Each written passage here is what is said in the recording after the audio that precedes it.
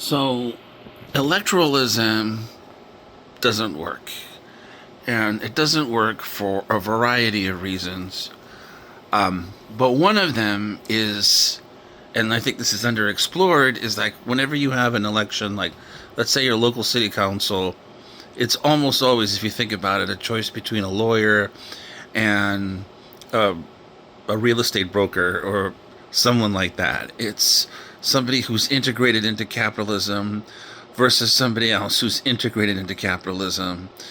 And the higher up you go, the more likely it is that you'll see a person who's integrated into capitalism, that is, a manager, a doctor, lawyer, engineer, somebody who is responsible for moving product, versus somebody who's literally a rich person, a capitalist. Um, that's very likely to happen. And Trump really broke the mold on that because historically there really wasn't a tradition of millionaires and billionaires running for office and winning. But now I think that's over, and rich people are running and are being successful. Like, what's his name? Is it Pritzker? I forget. But I saw this news yesterday about Gerald Platner, and yeah. So Platner he's an oyster farmer or oyster fisherman, whatever it is, oyster person. He has a business. He's only supposed to have a net worth of around 300K, whatever that means. He's probably moving more money, borrowing more money. But he's relatively well off. And his background is interesting because he attended private schools. His father, I think, was a well-known architect. And his mom was a lawyer, I think. So he went to private schools and he had a privileged background. And he chose to join the military, and quite a few, actually, people in the military are from the upper middle class.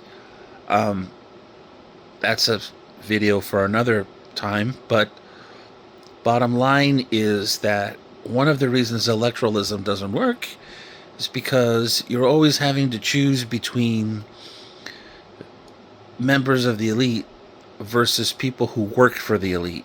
And that just is a recipe for disaster because there is a lot of sociopathy among the elites. There is a lot of sickness among the elites. And even just having a little bit of money, a little bit of privilege, I think it affects your brain, frankly. There's a lot of research on how money affects the brain. And you can see, just on an experience level, that people who are part of the elite, in the United States especially, don't seem to be able to function properly.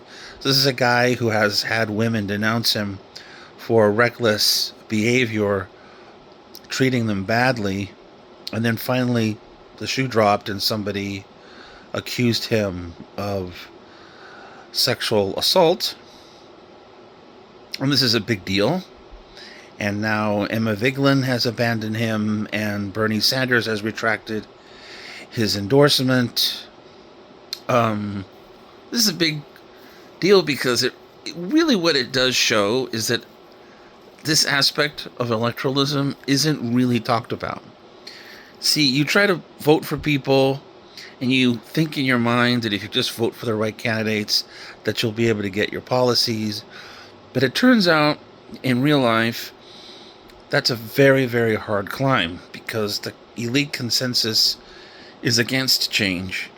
And when elite consensus is against change, regularly voting for people doesn't work because the reason you're voting is to choose who manages the government, who manages policy within a very, very narrow band of flexibility.